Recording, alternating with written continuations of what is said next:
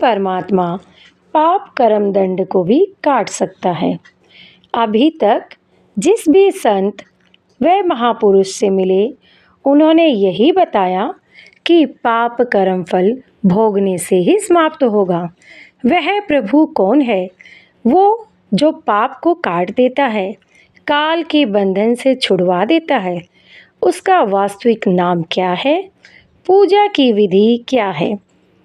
ये सभी प्रश्नवाचक चिन्ह पूर्ण रूप से हटाने के लिए अवश्य सुने जगत गुरु तत्वदर्शी संत रामपाल जी महाराज के अमृत वचन, सभी पवित्र शास्त्रों के आधार पर। सत साहिब। भजन करो उस रब का जो दाता है सब कुल सबदा। भजन करो उस रब दा जो दाता है कुल सबदा। अब भजन भी किसका करना है, ये निर्णय दे रहे हैं संत जी कि उस मालिक का भजन करो। जैसे पवित्र गीता जी अध्याय नंबर 18 के मंत्र नंबर 62 में गीता बोलने वाला प्रभु कह रहा है कि अर्जुन तू सर्वभाव से उस परमेश्वर की शरण में जा जिसकी कृपा से तू परम शांति और सतलोक प्राप्त करेगा। और मेरी भक्ति से तुझे शांति नहीं, ये तो गई गुजरी शांति मेरे से मिलती है, अस्थाई ये शांति नहीं है, बल्कि शांति खत्म हो जाती है। ऐसा गीता जी में स्पष्ट लिखा है। लेकिन ये अनुवादकर्ताओं ने हिंदी अनुवाद गलत कर दिया, मूल संस्कृत सही है अपनी। तो क्या ये परमात्मा आदरणीय गरीबदास साहिब जी भी कबीर परमेश्वर की तरफ संकेत करते हुए कह रहे हैं, भजन करो उस रब दा जो दाता है कुल सबदा। बिना भजन भय मिटे न जम का समझ बूझ रे भाई। सतगुरु नाम दान जिन दीन्या या संतों ठहराई। सत कबीर नाम करता का, सत कबीर नाम करता का कल्प करे जल देवा। सुमरण करे सुरत से लापे पावे हर पद बेवा। आसन बंद पवन पद परचय नाभि नाम जगावे।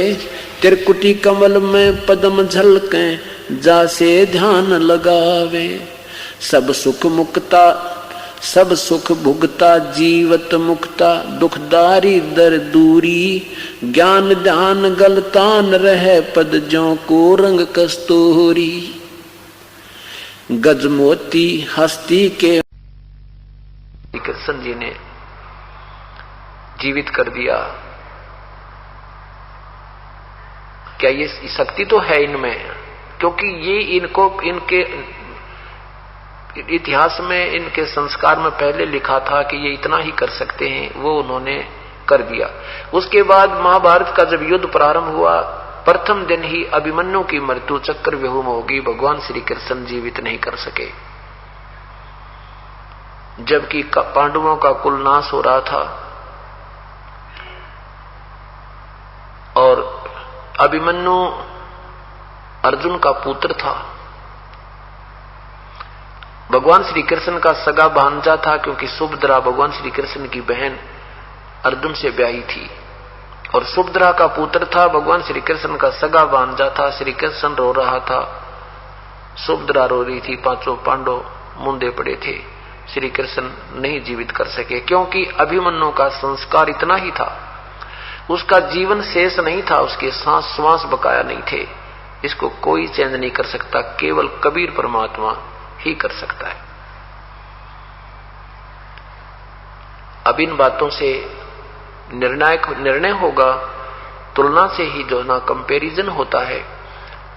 दोनों भगवानों की हिस्ट्री, कबीर परमात्मा की भी हिस्ट्री आप सुनोगे, कहानी सुनोगे, अमर कथा सुनोगे। इन भगवानों के हमने सुने रखी है, फिर भी ये दोबारा दोहरानी पड़ती है, क्योंकि बच्चा बचपन से ही अंग्रेजी पढ़ने लग जाता है और फिर क्योंकि धार्मिक संस्कार कम ही होते जा रहे हैं, तो ये सब कथाएं भी दास ने पहले आपको ताजा करानी पड़ती हैं, फिर उस भगवान की भी सुनानी पड़ती हैं, ताकि दोनों दुकानों को आप स्वयं देख ले, माल कौन से में ठीक है।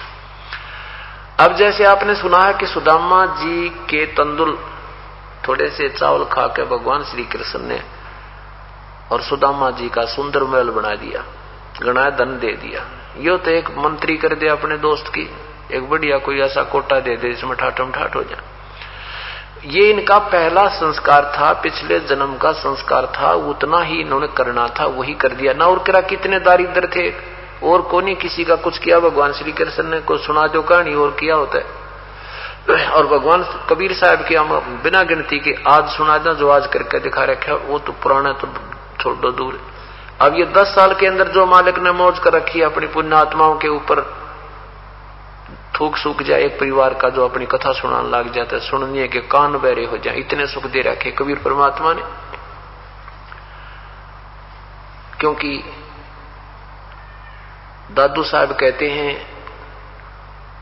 और संत सब कूप हैं ये केते श्रीता नीर, दादू अगम अपार है ये दरिया सत्य कबीर। ये ब्रह्मा विष्णु महेश जैसे भी शक्ति रखते हैं, लेकिन कबीर परमात्मा के समान नहीं है। जैसे कई तक कुएं हैं, कुओं से भी काम चला, लेकिन खेती सिंचाई कुओं से नहीं हो सकती। और खेती हो बिना केवल पानी तक काम चला ना, कुएं तो भी काम ना बना जब दरिया या कोई वर्षा साथ ना होता है। तो कहने का भाव यह है कि ये भी संत हैं, इनमें भी शक्ति है, लेकिन ये पूर्ण लाभदायक नहीं है। और कबीर साहब को समझो, ये तो दरिया हैं जिनका कभी जल का अंत नहीं होता, और सब काम आवे, पानी पीने के भी काम आवे, सिंचाई के भी काम आवे, नहाने धोने के भी काम, और कभी अभाव नहीं हुआ।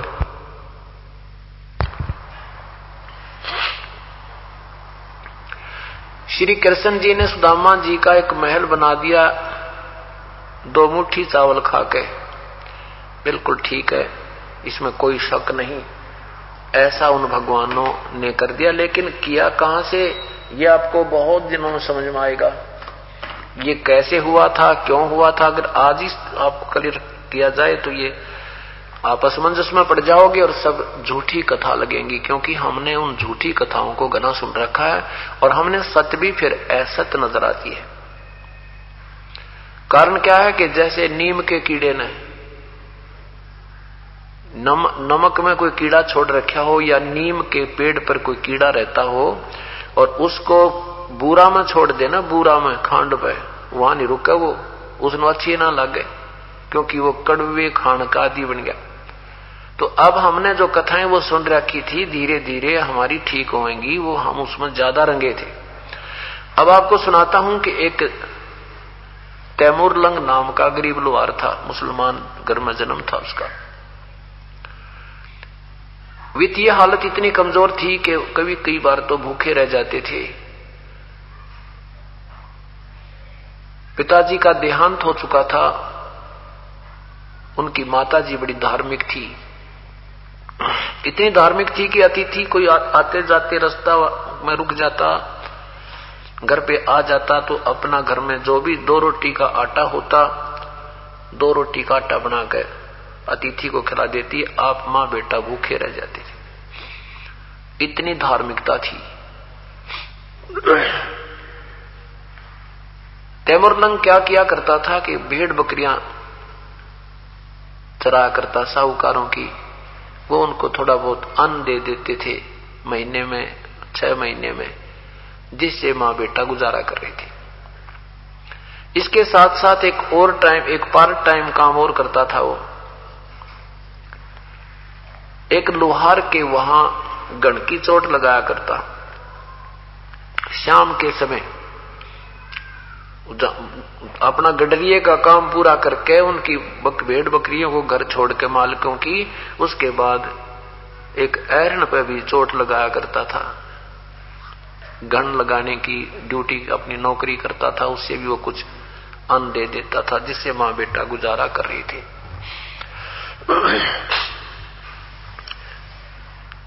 एक दिन उसी नगरी के आसपास की नगरी के राजा के अनुचर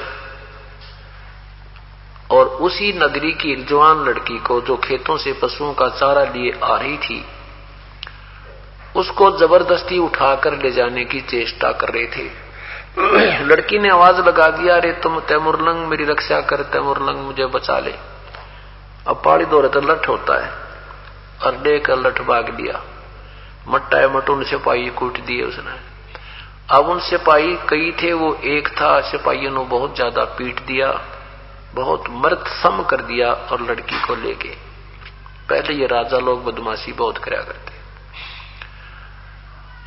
वो कुछ देर के बाद होश में आया, फिर उसको वो ऐसी बात खटक गई है, भगवान जब मैं राजा बन जाऊं, इस राजा को मजा चखाऊं, इस निकम्मे को, इसने हमारी बहन बेटियों की, हमारे गांव की इज्जत लूटी है। ऐसे उसके मन में खटक लागी, हरदम वही रट रहे। एक दिन भेड़ बकरी चरा रहा था जंगल में, गांव के साथ ही बकरियां दोपहर के समय अपने एक तालाब के आसपास बैठा रखी थी, वृक्ष के नीचे स्वयं खाना खा रहा था।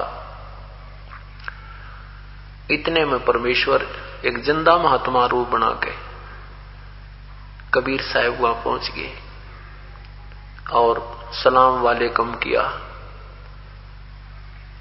अब तैमुरलंग ने प्रति उत्तर देकर कहा, आओ महात्मा जी बैठो। ए महाराज, खाना तो मैं खा चुका हूं, आपको भूख लगी होगी, आप खाने की सुनाओ। परमात्मा ने कहा, भाई भूख तो लगी है बच्चा। तो उसने क्या कहा, महाराज जी मेरी बकरियों की संभाल रखना, मैं घर से खाना बनवा के लाता हूं, बिल्कुल साथ में हमारा घर है। और चलते दफा 2 बार कहा, महाराज जी ध्यान रखियो मैं बहुत गरीब हूं, हमारी एक भी बकरी अगर गुम होगी तो मेरे से पूरी नहीं होगी। परमात्मा ने कहा, बेटा चिंता ना कर, तू जा। अब घर पे आया, उसकी मां से कहा, मां एक महात्मा रास्ते चलता है, बड़ा भूखा है। क्योंकि जैसा संस्कार बच्चा घर में देखता है वो ज्यों की तो भावना बनी रहती है। वही मां जो मां को आते जातों को प्रार्थना करके भाई खाना जरूर खा के जाना है, ऐसे ही उन्होंने महात्मा जी इसकी तरफ के लिए कहा। तो मां से आकर कहा, मां एक महात्मा बहुत भूखा है, रोटी बना दे। घर में 2 रोटी का आटा शेष था, बस मां ने तुरंत आटा रोटी बना दी और कहा, बेटा तू ऐसे बकरी छोड़कर मत आया कर, हम बहुत गरीब हैं और कोई बकरी एक भी गुम होगी तो बेटा कैसे पूरा पटेगा। तो उसने कहा, तैमुरलंग ने कहा, मां वो महात्मा कह रहा है कि बेटा तू चिंता ना करिए, मैं कति रुखाड़ा हूं। अब दोनों माँ बेटा, मां ने सोचा चलो मैं महात्मा के दर्शन भी कराऊंगी और बर्तन वापस ले आऊंगी। दोनों माँ बेटा लोटा पानी का लेकर 2 रोटी बनाकर आ गई। महाराज जी के सामने रोटी रख करके माई कहने लगी, हे महात्मा जी हम बहुत गरीब हैं, महाराज जी हम बहुत बहुत ज्यादा घाटे में हैं, बहुत टोटा हमारे यहाँ, बहुत दारिद्र हैं। ए भगवान को दया करो, कुछ जंतर मंत्र बता दो, हम धनवान हो जावा। परमेश्वर ने कहा, बेटी तुम मुझसे उपदेश लो, मैं तुम्हें भक्ति मार्ग बताऊंगा, वो साधना तुम कीजिए, तुम धनी भी हो जाओगे, ठाठम ठाठ हो जाएंगे, तुम मुक्त भी हो जाओगे। तुम भक्ति ठीक नहीं कर रहे हो, जो साधना तुम कर रहे हो 5 बार की नमाज और ये रोजे रखते हो, ये परमात्मा पाने की या धनवान होने की, कर्म संस्कार बदलने की नहीं है। और साथ में तुम मांस खा रहे हो, ये मांस खाना महापाप है। तो काफी बात कही। माई ने कहा, जी हमारे तो ये प्रसाद रूप में खाते हैं, हम वैसे मांस नहीं खाते हैं। परमात्मा ने कहा, प्रसाद और मांस का के मेल बेटी, खीर बनावे हलवा बना ले, ये तो दूसरे के बच्चे नहीं, तेरे बच्चे ने कोई मार कर अपना प्रसाद बनाओ, तुझे कैसा लगे। कलेजा पकड़ कर बैठ गई माई ने, बोली नो ना को महाराज जी, मेरे बेटे की तरफ, मेरे बेटे को क्यों मारे। तो माई जैसा दर्द आपने होवे ऐसा जान बराने, अब आप एक बकरी के बच्चे को मार कर खाते हो, क्या उस मां को दर्द नहीं। बुढ़िया की आंखों में पानी आ गया, क्योंकि हमारे पहले पूर्वज बहुत धार्मिक थे, दयालु थे, लेकिन साधना ठीक ना मिलने से वो सारे हम भक्ति से दूर कर दिए और करड़ा दिल बना दिया हमारा। और कहा, बेटी मैं बताऊंगा तो साधना तुम्हें सारा सुख देगी। काफी समझाई तो माई ने कहा, ठीक है महाराज जी। और साथ में ये भी कहा कि मैं तुम्हारा अन्न नहीं खाऊंगा जब तक तुम मेरा उपदेश नहीं लोगे।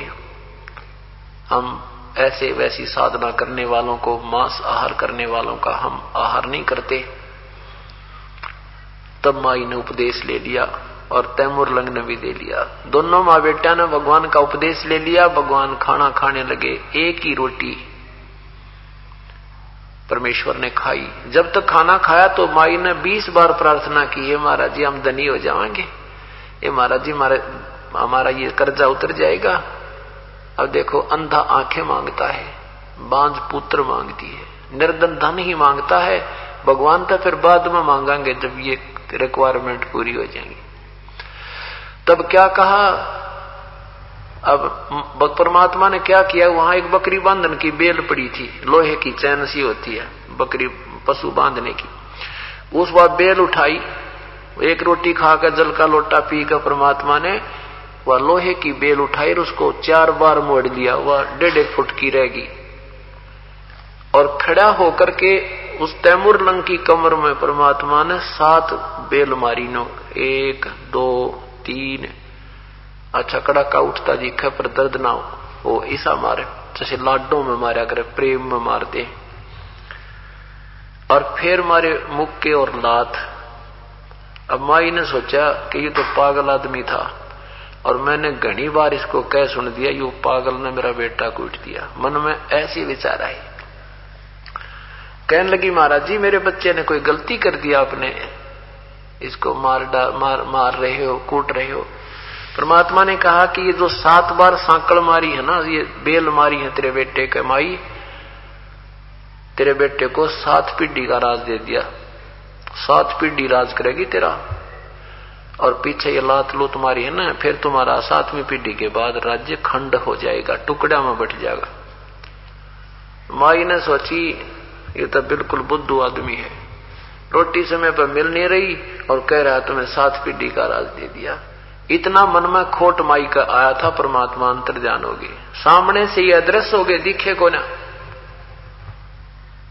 अब दोनों माँ बेटा रोने लगे, है माँ ये तो भगवान था, ये तो कोई फरिश्ता था, ये तो अल्लाह की जात थी। ओहो हमने समझा नहीं, पहचाना नहीं। अब माई कहती बेटा मेरे मन में ऐसी उठपटांग बातें आ गई, शायद भगवान नो रुष्ट के हो हमारे से। कोई बात नहीं, बात आई गई हुई। कुछ दिनों के बाद क्या हुआ कि ये तैमूरलंग उस ऐरण के ऊपर घण मार रहा था, जैसे लोहार कोई चीज बनाने को अगर मार जोर जोर से, तो उस ऐरण के साथ से, उस लोहार के उस इंस्ट्रूमेंट के साथ तय चींटियों का बिल था, सींक जितना तो बिल, एक सींक का इतना तो उसमें द्वार था, और बाहर चींटियां निकलाई इतनी है भगवान, काली धरती होगी वहां आसपास गणिए। अब तैमूरलंग ऐसे चोट भी मार रहा है और देख रहा है भगवान तेरी लीला तू ही जाने अल्लाह। एक सींक जितना सुराख है, इसमें ये करोड़ों और अरबों चींटी भगवान के ऊपर फिट कर रखी, और इनको कहां से तू आहार देता है। अब रात न सो गया। रात्रि के समय वो परमात्मा उसी रूप में, जिंदा महात्मा के रूप में दर्शन दिए कि तैमूरलंग जहां तूने वो चींटी देखी थी उसके नीचे एक बहुत बड़ा खजाना दबा हुआ है, और उस ऐरण वाले से तू वो ऐरण मोल ले वो स्थान। तैमूरलंग ने कहा प्रभु गरीब आदमी मैं कैसे मोल लूंगा, कि ये मेरा काम है, तो एक बार प्रार्थना करना जाके। जब परमात्मा काम बनावे तो दोनों तरफ खेलता है। तो सुबह उठा, उसकी मां ने, मां को भी ही दर्शन दिए, संत जी दिखे, उसी रूप में दिखाई दिए। तो मां ने, तैमूरलंग ने कहा मां वही महात्मा जी मुझे आज स्वप्न में दिखाई दिए थे, और ऐसे ऐसे सारी कहानी वो बताकर चले गए। मां कहने लगी बेटा दिखाई तो मुझे भी दिए थे, पर वो कह क्या रहे थे ये मैं समझ नहीं पाई। बेटा देख ले ट्राई करके, अगर वो ऐरण दे देता है। उधर से परमात्मा ने उस ऐरण वाले के मन में ऐसी प्रेरणा भर दी कि मेरे पास काम ज्यादा हो गया, ये स्थान थोड़ा है, भीड़ भड़ाके की जगह होगी, मैं ये कोई मेरा 1 वर्ष में भी दे देना पैसे, उसने भी दे दूं, और मैं अपना अलग से कोई स्थान लेकर के वहां बढ़िया ढंग से बनाऊंगा, मेरा अच्छा काम चल गया। अब तैमूरलंग गया, डरता डरता सा विचार किया कि मैं आपसे एक प्रार्थना करना चाहता हूं। हमारे पास अभी पैसा देने को तो है नहीं, 1 वर्ष में तेरा पैसा पूरा कर देंगे। मेरी माँ कह रही थी कि हम अपना काम स्वयं कर लें, तो मैं सियाना हो गया हूँ, बड़ा हो गया हूँ, मैं भी लोहार का काम कर लूं, ये ऐरण मुझे दे दे, ये सथान मुझे दे दे। उधर से वो ऐरण वाला सोचे, हे अल्लाह, आज ही मन में सोची थी, आपने बड़ी सुनी मेरी तय। कोई बात नहीं भाई, पर 1 वर्ष में नहीं देगा ना, फिर देख ले, मैं वापस ले लूंगा अपना, अगले 1 वर्ष में तेरे पूरे कर दूंगा। उसने उसको संभाल दिया, वो टूटा फूटा ऐरण भी उसके पास ही छोड़ दिया और उससे कर सौदा। अब माँ बेटा ने दोनों लग कर मिट्टी की दीवार बनाई, उस पर झोंपड़ी गाड़ ली और रात ने खोद कर देखा उसमें वे भगवान। तो परमात्मा ने संकेत किया उसको स्वप्न में कि ज्यादा मत दिखाना दुनिया को। उसने थोड़ा सा निकाला, भेड़ बकरी ले आया, फिर वो बेच दी, फिर ले आया, फिर बेच दी महंगी सस्ती, तो फिर घोड़े ले आया, वह बेच दिए। तो दुनिया ने सोचा भाई इसका तो व्यापार ने हाथ पकड़ लिया, अर्थात ये तो व्यापार से बहुत बड़ा बढ़ गया और बढ़िया मकान बना लिया, खूब सुथरी तरह रहने लग गया। फिर उसके हुआ बात फिर याद आई कि अगर मैं राजा होता तो इस राजा ने वो बन जाऊं, तो इस राजा ने मजा चखाऊं जो बहन बेटियों की इज्जत लूटता है निकम्मा। तो उसने राजा बनने की सोच ली। गांव के नगर के जवान जवान बच्चों को ले गया एकांत में जंगल में और वहां उनसे मीटिंग करने लगा, भाई अपने साथ ऐसे दुर्व्यवहार होता है, देखा था ना अपने गांव में ऐसे हुआ था, ऐसे हुआ था। नौजवान बालक होते हैं, उनमें ज्यादा उमंग होती है, गर्म खून होता है। बोला भाई ठीक है तैमूरलंग, बोल क्या करें? कि मैं राजा बनूंगा तो मेरे सैनिक बन जाओ और 1 रुपया 2 रुपये उनकी फीस दे दी कि 1 में तुम्हारी ये जो है तनख्वाह दिया करूंगा। पहले 1-2 रुपया बहुत होया करता चांदी का। तो वो सारे बालक गांव के 150 गांव के दूसरे गांव के कहना जिक्र नहीं करना कहीं पर भी, रिश्तेदारों में, यानी कई हजारों की संख्या में एक बड़े बहुत गहरे वन में ट्रेनिंग सेंटर खोल लिया। लोहार था अपनी ढाल और तलवारा बनाने लग गया। सबको ट्रेनिंग देनी सीख ली। पुराने जो रिटायर फटार थे वह मिलिट्री वाले हुए बूढ़े बाढ़े बढ़ो लिए, तो उन्होंने उनको ट्रेनिंग दे दी और उसने उसी राजा पर जाकर एकदम सुबह सुबह दावा बोल दिया।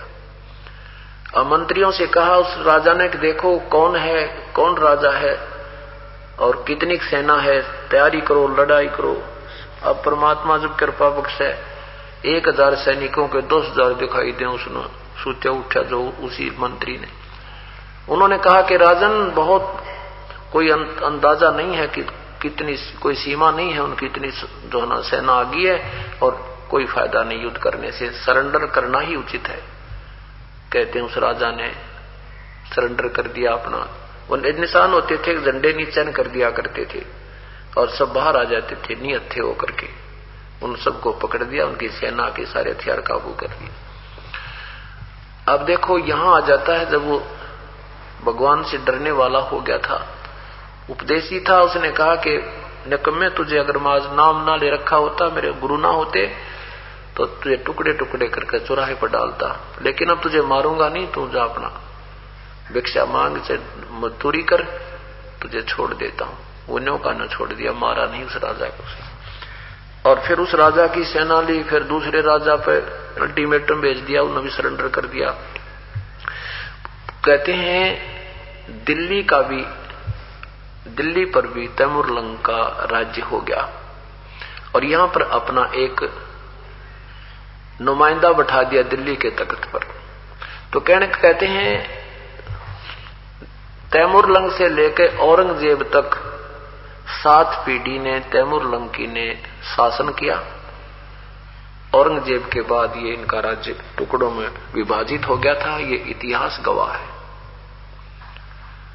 रोटी तैमूरलंग को दीनी, ताते 7 बादशाही लेनी। एक रोटी खाई थी तैमूरलंग की, परमात्मा ने 7 पीढ़ी का राज दे दिया और साथ में मुक्ति दीवानारी। इस तैमूरलंग ने भी फिर बकवाद करनी शुरू कर दी थी, क्योंकि यो राजा जब बन जाता है प्राणी, यो बहुत जुल्म कर डालता है, बहुत हत्याएं शुरू कर दी। सारी पृथ्वी पर बेसब्रा हो गया राज इकट्ठा, राज को बढ़ाने में। फिर इसको परमात्मा एक दिन फिर मिले शिकार में और इसको कहा कि 2 कौड़ी के जीव तुम भूल गया उस समय को, तू कहां दुनिया का लूट रहा है और ये इतनी हिंसा कर रहा है, तुझे महापाप लगेगा। उसी दिन से अपने पुत्र को देकर के राज्य तैमूरलंग ने अपना वैराग ले लिया, अपनी भक्ति की नए सिरे से उपदेश लिया, अपना कल्याण कराया। बोलो सतगुरुदेव की जय। हमें यहाँ का कोई भी राज्य या कोई पद पोस्ट या धन कति खारा लगन लग जाएगा। इंद्र दा राज कागदा बेस्टा ना भोगा, इंद्राणी नो सुख दे पास हुरंबा आई, जाका ध्यान लग्या निर्वाणी नो। जब हमें उस परमात्मा के सुख का आभास हो जाएगा तो यहाँ का कोई भी सुख हमें पसंद नहीं रहेगा। तो जब हम परमात्मा के देश में पहुंचेंगे, वहां जो आनंद होगा उसका कोई भी वर्णन यहाँ किसी से तुलना नहीं की जा सकती। अब कबीर परमेश्वर की अन्य आपको कुछ महिमा और सुनाते हैं। जब भी हम किसी वस्तु के गुणों से परिचित होंगे तभी हम उसकी तरफ अधिक आकर्षित होंगे और उसको पाने की तड़प बढ़ेगी। फिर हम सिर धड़ की बाजी लगा देंगे, उस परमेश्वर को पाकर ही छोड़ेंगे।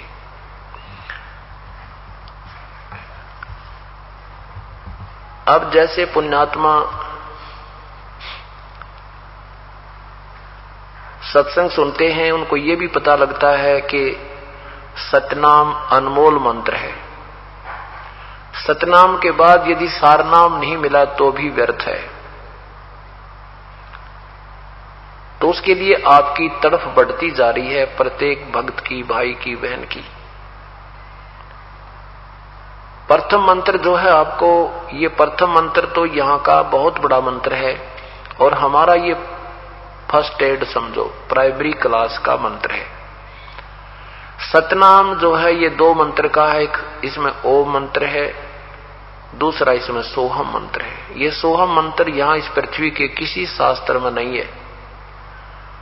परमेश्वर कहते हैं सोहम शब्द हम जग में लाए, सार शब्द हम गुप्त छपाए, नामा छिपा ओम तारी, पीछे सोहम वेद बिचारी, सार शब्द पाया जद लोई, आवागमन बहुर ना होई। रामानंद ओम की आशा, तात खंडित सोहम समासा। अब ये जो संत जन उल्टा सुल्टा करके सोहम मंत्र देते हैं, ये कति अधिकारी नहीं है। यहाँ के ब्रह्मा विष्णु महेश भी ये सोहम मंत्र देने के अधिकारी नहीं है। अब जो सीएम लेवल का काम हो और कोई पटवारी मोर मारे तो पटवारी भी नहीं है, वो नकली पटवारी कर सके, ऐसी गलती। कहने का भाव ये है कि ये न तो संत है न इनको कोई ज्ञान है।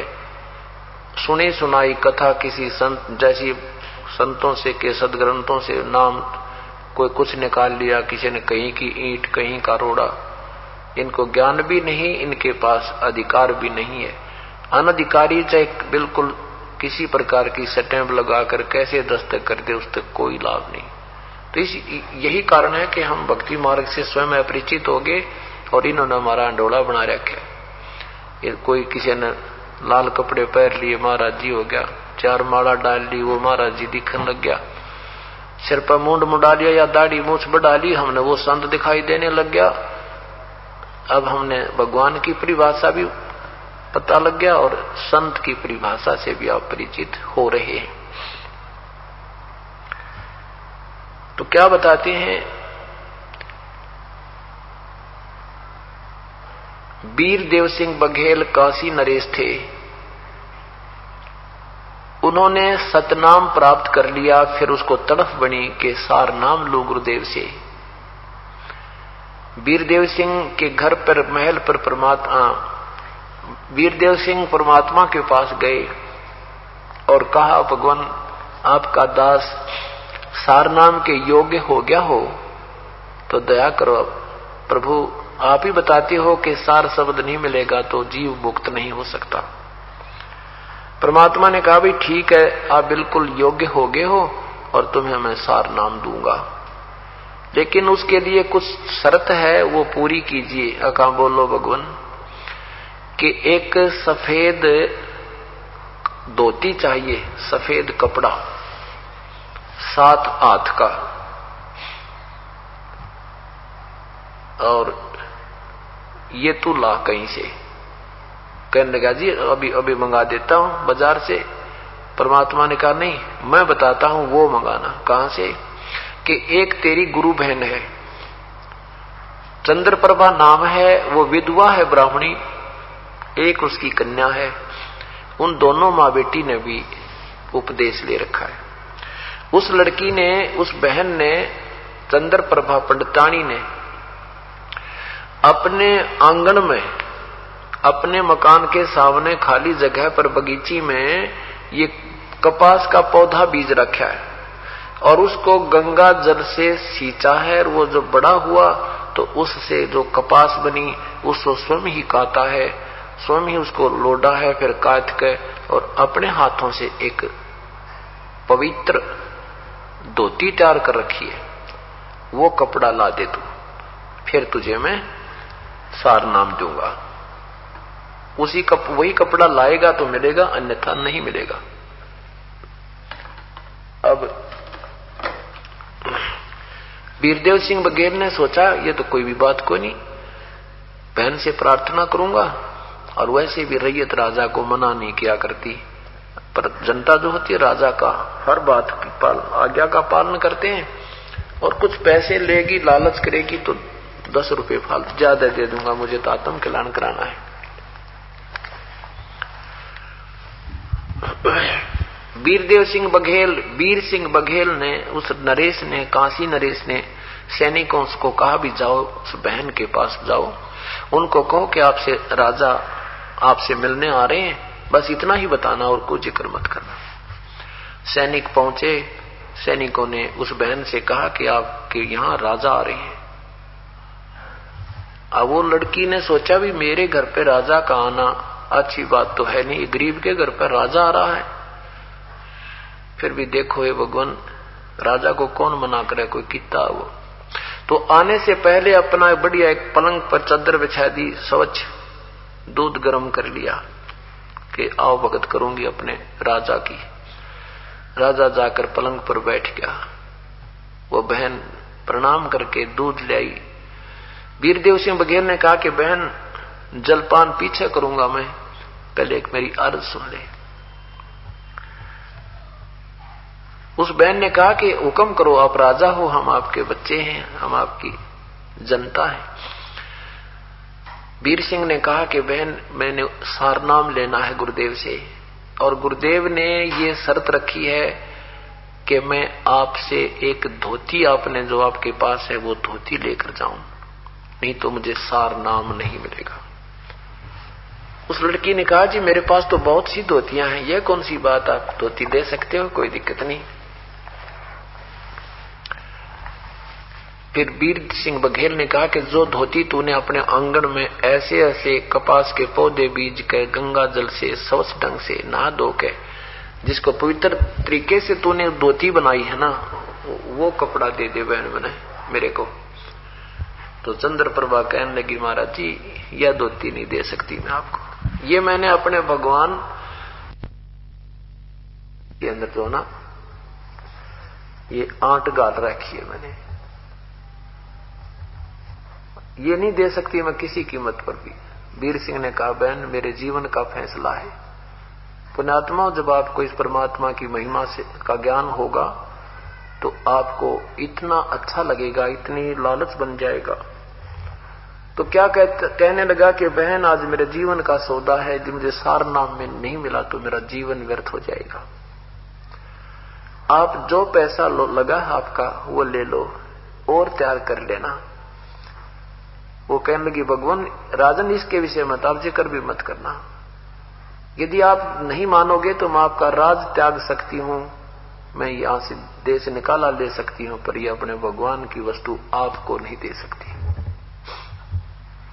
राजा ने कहा बहन तुझे मैं 5 गांव दे दूंगा, तुझे वहां की मैं जो है ना हेड बना दूंगा, तो मेरे मना मत ना करे, मेरा जीवन व्यर्थ हो रहा है। चंद्र प्रभा ने कहा कि भगवान ज्यादा ना मत करवाओ मेरे से, मैं यह धोती नहीं दूंगी आपको। यूं कहकर बैठ कर रोने लगी। वीर सिंह ने कहा बहन फिर सोच ले, लेकिन उत्तर नकारात्मक ही मिला। तो वीर सिंह उठकर चल पड़ा। परमात्मा के पास पहुंचा और ढीला मुंह लटका रखा, बैठ कर चरणों में जाके परमेश्वर ने पूछा कि वीर सिंह क्या बात रही, धोती नहीं लाया तू? कहने लगा भगवान मैं दुर्भाग्यशाली हूं, मैं बहुत मंदकर्मी प्राणी हूं और मैंने उस बहन से बहुत याचना की, उसने वो धोती देने से कति मना कर दी। मैंने 5 गांव का भी लालच दे दिया पर उस बहन ने कति नहीं मानी। वो परमात्मा ने पूछा वो क्या करेगी, उसका उस धोती का क्या करेगी वो लड़की? वीर सिंह ने कहा कि वो कह रही थी ये मैंने अपने भगवान जगन्नाथ के लिए तैयार की है और मैं उसके ऊपर चढ़ाऊंगी। परमात्मा ने कहा, कबीर परमेश्वर ने कहा भाई एक काम करते तू, मैं अपनी शर्त को ढीला करता हूं और उस धोती को जब वो बहन वहां चढ़ाने जाओ ना, काशी से वहां पहुंचेगी पुरी में, उसके बीच का जो सफर है वो जंगल भी है पहाड़ भी है और वो तो धुन लगी है उसकी, तो वो जाएगी अवश्य।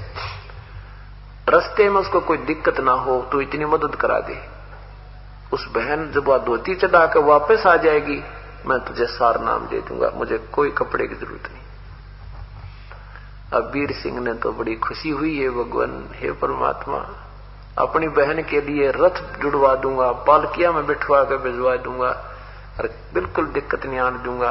तो उधर से चंद्र प्रभा ने सोचा था राजा गर्जा कर सोचा करे, मैंने इसका अनादर कर दिया और अवश्य कोई बुरी खबर मेरे लिए आवेगी, मैं तैयार हूं, कुछ भी चाहे कोई सजा मुझे मिले, परमात्मा के लिए सब सजाएं मैं सहन करने को तैयार हूं। 2 सिपाही गए, वो भी जानकी कहां आ गया संदेशा कोई ना कोई। उन सिपाहियों ने कहा कि बहन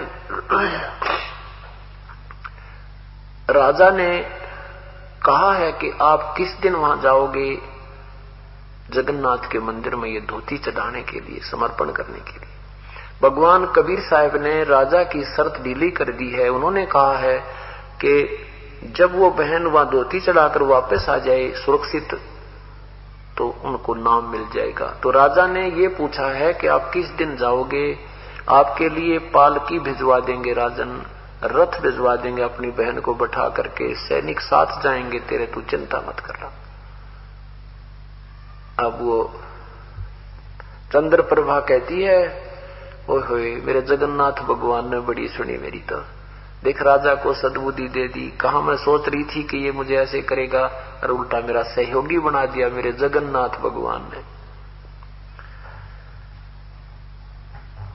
तो बहन ने कहा कि देखो न तो मैं रथ में बैठकर जाऊंगी और न ही मैं पालकिया में बैठूंगी, मैं तो पैदल जाऊंगी अपने भगवान तक के चरणों में, पैदल चल के जाऊंगी। और ठीक है राजा मेरे साथ कोई सुरक्षा करके लिए भेजना चाहे तो मुझे मंजूर है।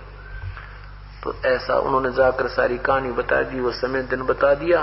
तो राजा ने उस बहन के साथ एक रथ और साथ में सैनिक भेज दिए, उसमें खान पीन की व्यवस्था, पानी पात सारा जोड़ भंडार लंगर भेज दिया बनाने खाने के लिए। अब वो पहुंच गए वहां पर जगन्नाथ के मंदिर में। लड़की ने स्नान करके सुबह सुबह धोती और जाकर के जगन्नाथ की वो मूर्ति के चरणों में रख दी। जगन्नाथ श्री कृष्ण जी के मंदिर, श्री कृष्ण जी की मूर्ति रखी है जिसके हाथों के पंजे नहीं है और पैरों के पंजे नहीं है, दोनों हाथ टूंड है। और सुभद्रा की और लक्ष्मण की भी 3 मूर्तियां हैं, ये दास देख कर आया था। उसके साथ में वहीं पर कबीर साहब ने जहां उस समुद्र को रोका था, जगन्नाथ का मंदिर को जो तोड़ देता था, वो स्थान भी आज कबीरपंथी महंतों की परंपरागत सुरक्षित है। उसको देखने हम विशेष गए थे। तो जो ही उसने जगन्नाथ की उस मूर्ति के, श्री कृष्ण जी की मूर्ति के सामने वो धोती समर्पण की और कहा, हे भगवान आपकी दासी की ये कुछ भेंट स्वीकार कीजिए। इतने में वह धोती वहां से उठी और बाहर आंगन में जाकर गिर गई और आकाशवाणी हुई कि जगन्नाथ तो काशी बैठा है। वो वीर सिंह के द्वारा तेरे से मंगाई थी उस जगन्नाथ को क्यों ना दी तूने, यहाँ कहां ले आई? नालायक, या मुझे पसंद नहीं। भगवानों के भगवान बैठे जिसको तू मना करके आई। तो उसने कहा कि भगवान वो तो मेरे गुरुदेव कबीर साहब हैं। गुरु मानुष कर जानते ते नर कहीं अंध, ओवे दुखी संसार में आ गए यम के फंदे। तब आकाशवाणी हुई कि वो परमात्माओं के परमात्मा है, नादान तू क्या समझी इतने दिन में? इतनी कहकर आकाशवाणी चुप होगी और ले जा इस धोती को, मुझे पसंद नहीं। उस परमात्मा की इच्छित चीज को हम नहीं ले सकते। अब वहीं से लगी थी वो रोने, उठाकर उस धोती को, और वहां से वहां तक 10 दिन 8-7 दिन लग जाते पैदल चालन में। वापस बनारस आई रोती हुई। उस दिन परमात्मा वीर सिंह के महल में पहुंच गए, अंतर्यामी थे। लड़की पहले गई कबीर साहब की झोपड़ी पर, वहां नहीं मिले। पता चला कि वीरदेव सिंह बघेल के मकान पर गए हैं। वहां पहुंचे तो लड़की रो ही रो रही है। वो बहन चंद्र प्रभार रो ही रो रही है, जैसे कोई निजी व्यक्ति मर जाया करे फिर बोला नहीं जा, महान कष्ट हो जाता है, रोना ही रोना आता है। इस दृष्टि को, इस भाव से रो रही है और भगवान के चरणों में गिर कर फूट फूट कर रो रही है। अब वीर सिंह ने सोचा कि ये नालायक कहां चले गए थे ये मेरे सैनिक, इस लड़की को क्या दिक्कत होगी तो क्यों रो रही है, इसको क्या परेशानी आई रास्ते में, बता। इतना कर्महीन हूं, अब मुझे सार ना मिले नहीं, ये लड़की दुखी होगी। तब उन सैनिकों को एक तरफ बुलाया और उनसे पूछा कि क्या हो गया निकम्मो, क्या तुम कहां मर गए थे, कहां चले गए थे, क्या हो गया इस बहन को? तब उन सैनिकों ने सारी कथा सुनाई। उन्होंने सुना कि भगवान ऐसी ऐसी बात हुई, हमने कुछ नहीं कहा, अपनी बहन को प्रेम से लेकर गए हैं, प्यार से वापस लाए हैं, रास्ते में कोई दिक्कत नहीं हुई। और वहां जगन्नाथ के मंदिर में उस भगवान ने आकाशवाणी की है कि वो कबीर भगवानों के भगवान काशी बैठे हैं, तू कहां मरी यहाँ आके? उसकी इच्छा की भी वस्तु को हम स्वीकार नहीं कर सकते, ले जाओ वापस यहां से। अब वीर सिंह जी भी निरा गुरु जी मान रहा था उनको कि गुरु जी है भगवान को ना, और उधर से वो नादान आए है नाम भी ले रखा और उस पत्थर पर विश्वास करें बैठी। पत्थर पुजारी जीव हैं ये कलयुग के लोग, या बाण कुटिल छूटे नहीं लग गया दीर्घ रोग। भगवान गुरुदेव को तो भगवान नहीं मान रहा, जगन्नाथ ने भगवान माने बैठी, नाम भी ले रखा। एक तीर से 2 शिकार करने थे परमात्मा ने। और जब तक हमारे ये दृढ़ विश्वास नहीं होगा कि ये संत नहीं, ये परमात्मा का ही नुमाइंदा समझो, परमात्मा समझो, तब तक यह भक्ति आपकी चल नहीं सकती। तो वीर सिंह भी माया का संसार है, कदम कदम पर धोखा है, शरण ले लो सतगुरु की, यही सुनहरा मौका है। ऐसे ही आध्यात्मिक वीडियो देखने के लिए हमारे चैनल को सब्सक्राइब करें। बोलो बंदी छोड़ सतगुरु रामपाल जी महाराज की जय। सत साहिब।